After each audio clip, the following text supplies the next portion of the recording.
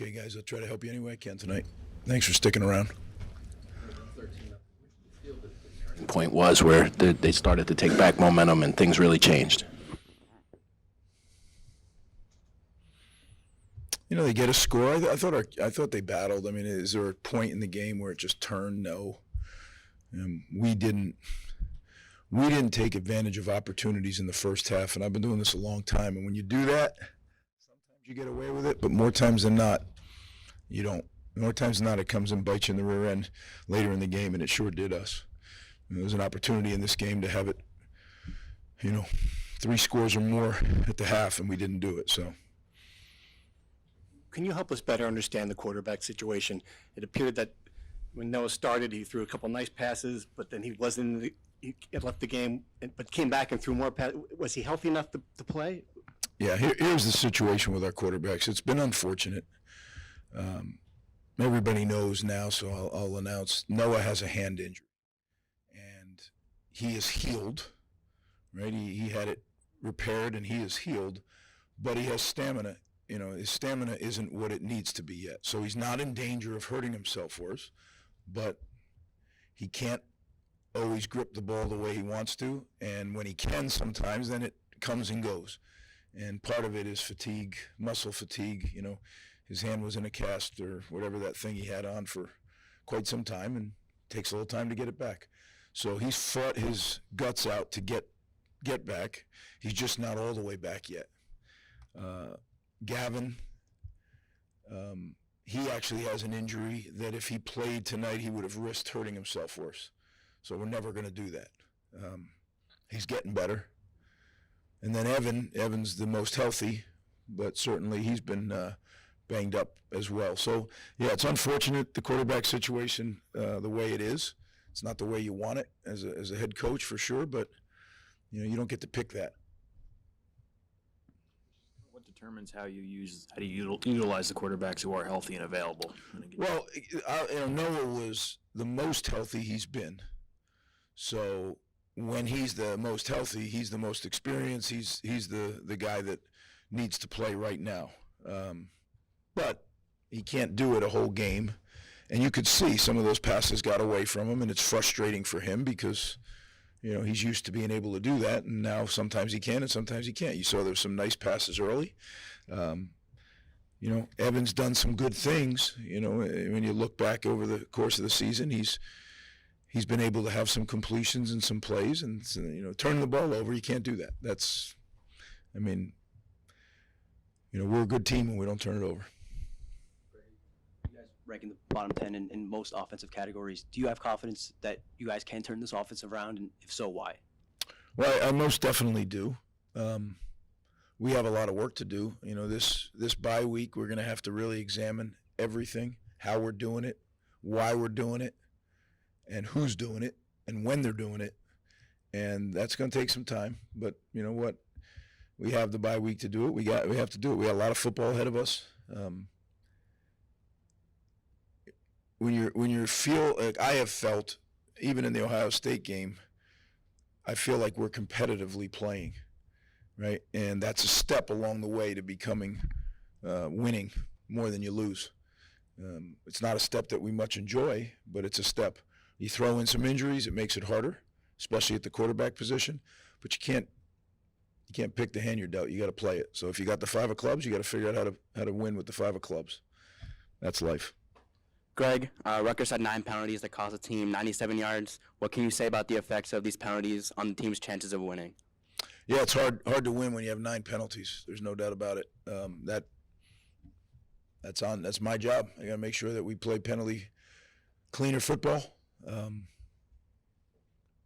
We have at times, especially other times, other years.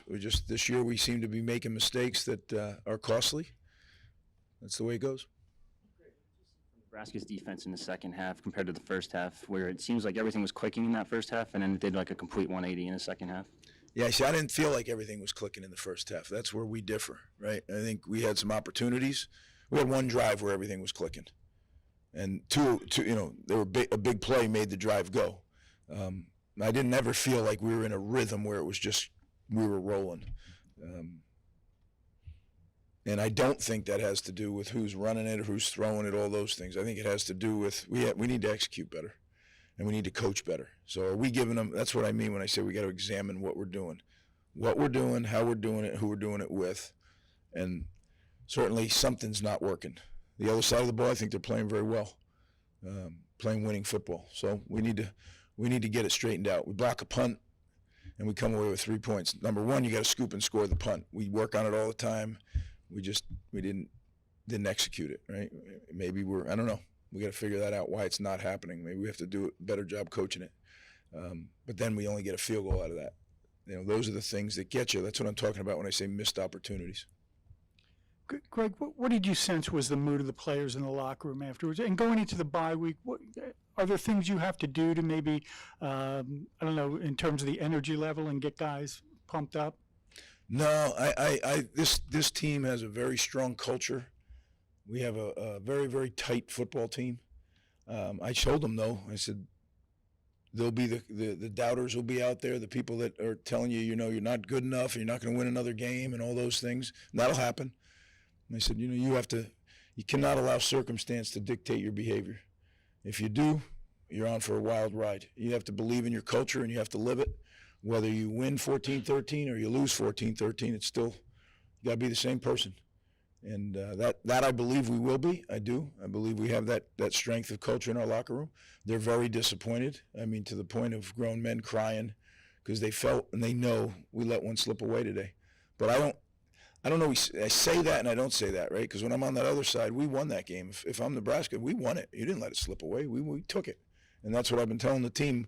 We're in that area now where we have a chance to win, but you got to take it. That's a learned skill just like everything else.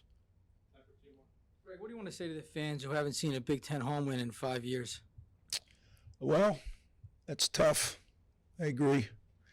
2.5 of them are obviously when I was here. We've had some really good competitive home games. We've had some not so good ones, but I think it's good competitive Big Ten football, and it has to turn into really good winning Big Ten football. But as I said, the whole time, I know everybody. We did some things and people got real expectations, but this is the way it's going to go when you build a program. It's not going to go like that. So we'll get there. And I know our fans believe it. I don't think they do. They know. They're frustrated, as I am frustrated, but I know they believe. Greg, you mentioned how well the defense played. Does that add frustration to this? Because knowing what could be if the offense got figured out, or is it more confidence that if you get that offense figured out, then things can kind of go in the right direction? A little of both. Yeah, certainly it's frustrating when you're playing well enough on one or two of the phases and not on the other, but it's a team sport. It's the ultimate team sport. And right now, as the head coach, I need to figure out a way with our staff to get that part of the team playing better and to continue to have the other two phases continue to get better and better as we go. The biggest thing we need to do is we need to get better. That sounds very cliche, but we're not good enough to win these games yet. I'm not good enough. Our team isn't good enough. Our staff isn't good enough. We need to get better. Fourth quarter timeouts, the back-to-back timeouts. What happened there? That was a substitution error. Yeah, that was certainly not something I was very pleased with, but sometimes that does happen. There's a lot of emotion going on. I think, again, if you saw, there was guys out there. Carnell Davis is playing. There was several changes. There were some injuries there. We lost Desmond Igbenus, and then we lost Max Melton, and there was a lot of guys, and we weren't really sure what they were going to do, because it was, are they going to throw it and end the game? They get a first down, the game's over, or are they going to run it? All those things. And we're in and out of different packages throughout the timeout, and one of the guys just didn't hear it, and that's us. We got to make sure they hear it. So wasn't going to let it get a first down. We had one to use. I used it, but yeah, I'm not real happy about that. I do believe that these kids will stick together. I do believe that they're going to work their tails off, and we're going to get better as a team, and I'm confident of that. So thanks.